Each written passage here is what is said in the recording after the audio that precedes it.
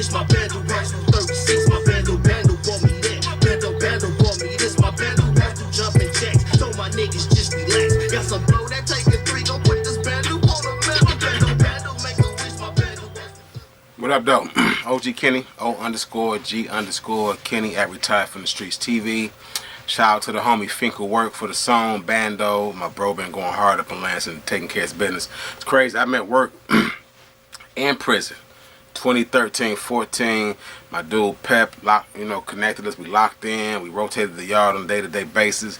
We ran the bag up in that boy, ate good. You feel me? And said when we get home, we both gonna put both our feet, 10 toes to the pavement and pursue our dreams. And that's exactly what both of us doing. Thank God, all praises be to Allah that we both up in the financial position, and as well as our rank. You feel me? In our position when it comes to being an elder, as far as somebody who come from street and prison experiences, right? So, speaking of which, let me give y'all a recap. Let me just take y'all all the way back a little bit, and I'm gonna bring it forward real quick as possible, right? I grew up in the Jeffrey Housing Projects in Detroit, Michigan, right?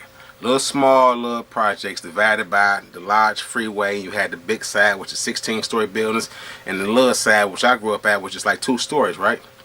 Now, anybody know any history about the Jeffrey Projects? You want to Google it or whatever, any stories that you want to check from there, you can do that. You can go to actually Facebook, and it's a group called I Grew Up in the Jeffrey Projects, and I'm proud of it, and you can tap in with any of those individuals, right? I'm saying all this to say that, right? My history in life, my beginnings of seeing what manhood looked like started then, right? Up under the expert tutelage of certified dudes in the streets who was getting to real bread. I was raised by a kilo flipper. Not to mention, my Uncle Arthur was a self-taught black belt. He gave me all of those taekwondo skills, that hand-to-hand skills at 8, 9 years old, around that time, because he died around that time, right? But right up and at that point, I had the foundation to be able to defend myself and break dudes off if I needed to. To this day, right here in the God, ain't a man alive that could say he whooped me. It's not a man alive to this day that could say he put hands on me and ain't get dealt with properly. Listen, I got a $5,000 challenge right now, right here in the God.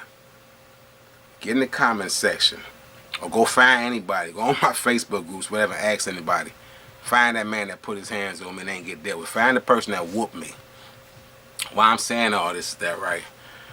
Having my first pistol at 11 years old, smuggling dope into the penitentiary for the family when I wasn't even out of middle school, making runs in high school, carrying a pistol all through high school, jumping in and out of all type of old schools and furs and leathers and stuff in high school, right? All of that leading up to me going to the penitentiary at 21 years old, and then establishing my rank young on the yard, coming home after 5 years almost, getting back into the streets heavy after I lost my father in '04 to the streets, right? After going to broadcasting school and all that, right? I got a history going back and forth to the penitentiary as well. Not once in the penitentiary setting has anybody ever pressed up on me sexually and been victorious. I've never pressed up on nobody else sexually at all for no reasons, right? It ain't a man. Let me explain somehow how the penitentiary work, right? You got 2 types of threats. You got a perceived threat and you got a real threat. Depending on what type of environment that you're in, you got to handle that right then and there. A lot of times in Michigan ain't like that. You feel me? So when a lot of dudes be running out their mouth talking about what they think about the penitentiary, they never been there, or they talking about their experiences where they was at, that's cool. I wasn't in a position where I had to bust nobody's head. You feel what I'm saying? If I had to, it would have went there. But you got to understand it's politics that go along with the penitentiary and bring your butt home. I ain't friends with nobody in the MDOC, staff, police, or nothing. I don't got no plugs with these people in the state legislative or nothing like that. My job was to go in there and do a bid. I ain't playing tough guy and proving nothing to none of them lames. Half of them lying. Half of them will never get on a platform like this and express their truth. Why? Because they get exposed. You think I'm on here telling y'all these stories day after day, consistently, with fear that somebody gonna come out and expose me one day or say something crazy about me? He was messing with boys. He was messing with punks. He was in there snitching. He was in there a bum. He was in there in the way. Never. You understand what I'm saying? So, for me, this is therapeutic. right? I started this platform to bring therapy to me and to other individuals, specifically at the time who were from Michigan, because I saw platforms doing the same thing for other areas of the country and the world. And I'm like, damn, only one who was doing it out of Michigan was my dude Petty Tupac TV, and he doing it still, and he do it well. It's my little bro. If y'all go back to the the episode I said back-to-back charges for all my bros, and you listen to the voicemail he sent me before I started my platform, about, bro, you one of them dudes that I looked up to in so many words. Solid individual. So I responded to a comment earlier today, right? I don't even remember the lame name, but he got in some of the comments talking about, oh, this Booty Bandit, whatever, these fruity lollipop stories, whatever. Like, my prison experience is my prison experience. What I saw, I'm going to express it to you. I'm going to tell y'all about it. If I saw 100 booty bandits, 100 dudes turning homosexual, whatever else in there, I'm going to tell it to y'all. Because most of the stories are interesting, crazy, wild, disgusting, or whatever else you want to categorize them at. But don't ever, for once, I don't care who y'all are. And if you don't like what I'm saying, I understand. You can unsubscribe and turn your back, and hey, I respect it, right? Because I ain't begging for that. This ain't paying me nothing. Few little pennies off a video here. Come on now. The bankrolls I walk around with and whatnot come from being a property investor, come from buying stuff in bulk and reselling it, right? Marketplace pays me well for reselling stuff I buy for pennies on the dollar. Trust and believe that. I got receipts for everything I make as far as dollars. None of you broke, faceless lames on these platforms gonna get in here and test my G or say what you think about me. Because what I am is a person who retired from the streets, but what I also am, I'm human. You understand what I'm saying? I ain't perfect. I used to be the type of person who would have reacted so crazy they probably would have shut my channel down. I'd have told you, look, pull up somewhere. You understand what I'm saying? I give you a plane ticket to get where you need to be. But what we not gonna do, feel me, is play games with me in the comment section. I mean, you know what I mean? Because that ain't what I'm about. If you don't like what I'm saying, don't follow me. What type of lame weirdo watch you for multiple videos and want to comment on each one? Come on, get a life, homeboy. Get a job. Get a bag. Get a bag, you little bum.